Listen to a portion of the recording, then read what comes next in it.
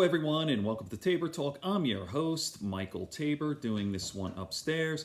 If you hear, my cat is wired. He's running. My 6-month-old Shiloh. He's just running up and down. I'm sure he's going to disrupt this video. He always does.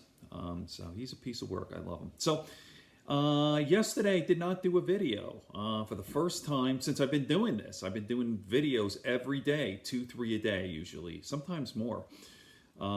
Just was kind of out of it, a little tired. And I felt like, yeah, let me take a day off. It's Saturday, and there you go. Okay, so it is Sunday, and my wife is at church, Episcopalian. We were both raised Catholics, and now, you know, all this stuff with the Catholic Church is horrendous, and pedophilia and all this horror.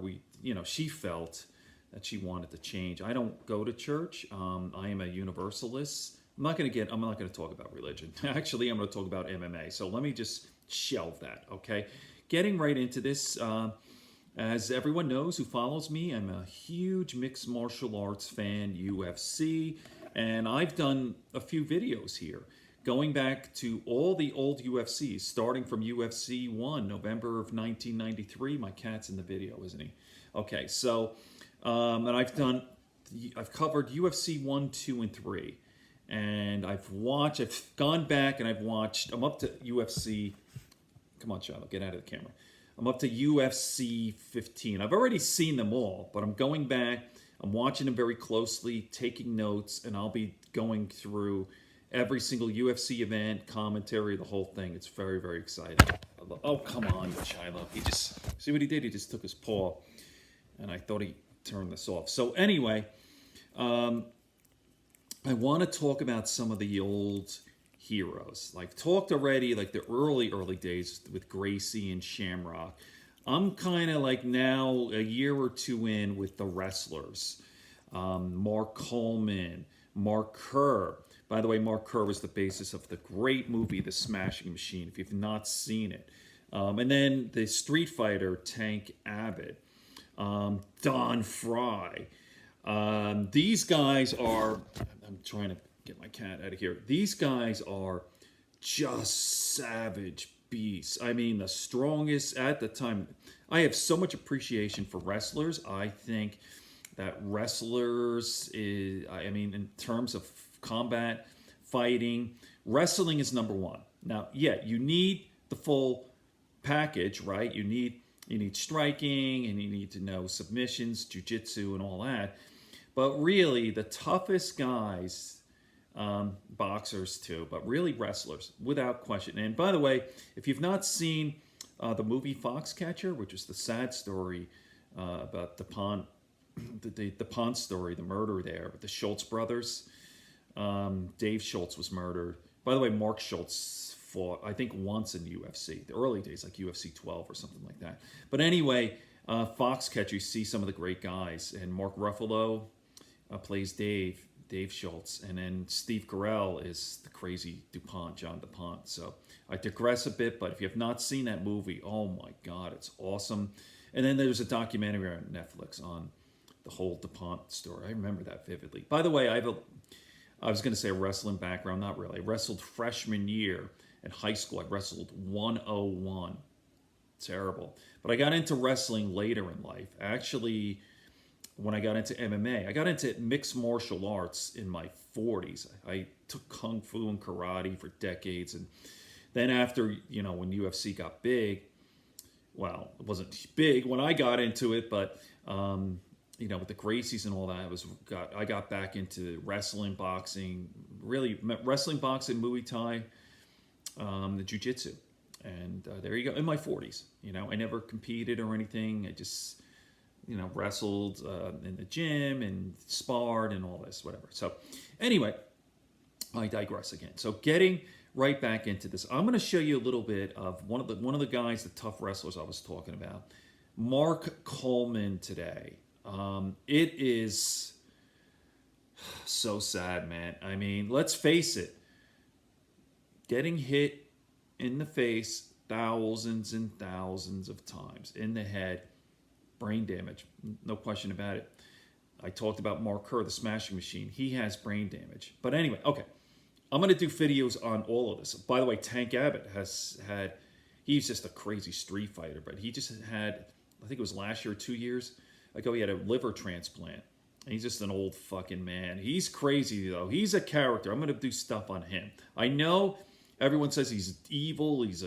Even today, like he was talking about Ronda Rousey, the sexist talk, like Ronda Rousey, the girls don't know how to fight. They don't know how to, that's another video because he is a character. I know a lot of it is just joking around, I guess. I mean, Tank Abbott was a character. But okay, let me just get back into Mark Coleman because there's so much to talk about.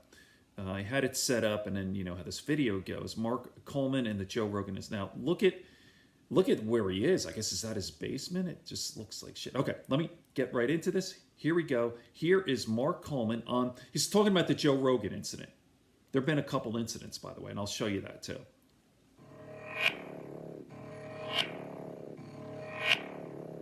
But no, Joe Rogan. Hey, the first time I met Joe Rogan was UFC 12 when I was promoting me fighting Maurice Smith. My guy fought in UFC 12. I won 10, I won 11. UFC 12 was Joe Rogan's first show. And, well, you know, I was a little distraught by my guy getting armbarred. And, you know, I don't know, you know,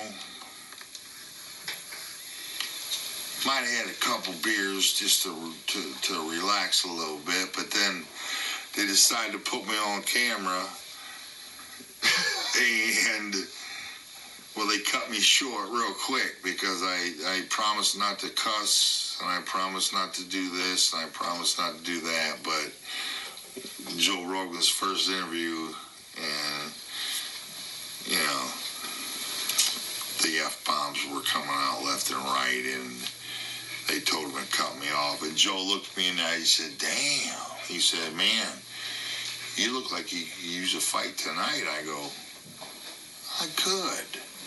And I scooped him up, and I started spinning him around in a helicopter, and Bob Meyer was pleading with me to put him down because they needed Joe Rogan to finish the show. Yeah. And I set him down. I said, I'm just playing. But that's my first encounter with Joe Rogan. And then we met plenty of times over the years. Good friend. And then I met him after the comedy show, went up, and honestly, people say I was drinking, was not drinking. Just gave him a hug. And a lot of times when wrestlers give each other hugs, it turns into something more than that. You know, Joe Rogan hit me with a nice slick arm drag. Yep. I'm going to show you that in a minute. He took my back. I got hip issues at the time, and all of a sudden, out of instincts, I had no choice but to turn around and face him. And I would say I gave him a gentle push. That was not a gentle push. Because I could have gave him I'm going to show you. It wasn't a gentle push. So, all right. It's very sad. Mark Coleman is not doing well, obviously. Punches to the head. Mark Coleman, too, was jacked. 255 pounds. I mean, and a great wrestler. Just strong as a fucking ox. So let me just see, or maybe should I thought I had it set up here.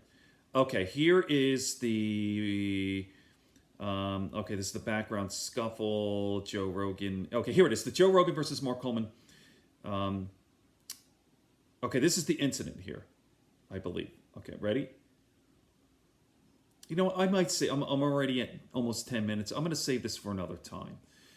By the way, that's kind of you know, thank you. But, yeah, it's neat. You know, the UFC, it was a great weekend. All right, let me just pause this. I'll do another video. There's so much I want to talk about, and I'm trying to get it all in and focus. I was talking about Mark Coleman and Tank Abbott and Mark Kerr and the Smashing Machine, the early days of UFC 12, 13, 14, 15. So let me just do this, okay? I'll stop it here, and then I'll continue on with the Joe Rogan incident. I'll talk a little bit more about Mark Kerr in the Smashing Machine and how he's doing, and then Tank Abbott. That should be a lot of fun. Okay, good friends, good books, and a sleepy conscience. Peace, love, and understanding here on Tabor Talk.